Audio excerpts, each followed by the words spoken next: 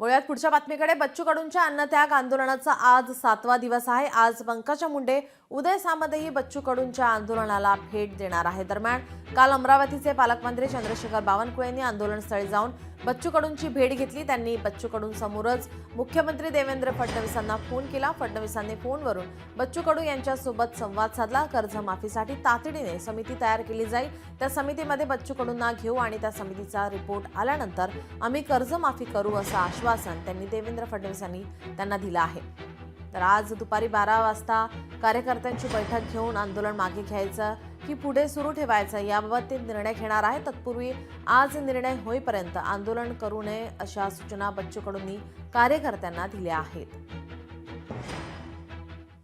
दुसरं महत्त्वाचं आहे की कर्जमाफी। शेवटी आताच बच्चू भाऊ माननीय मुख्यमंत्री बोलले की कर्जमाफीचा जो क्वांटम असतो तो एका दिवसात डिसाईड करता येत नाही। समजा कर्जमाफी घोषित केली आणि ती जर चुकीची निघाली तर त्याच्यात मग जनतेला फसवणूक आहे।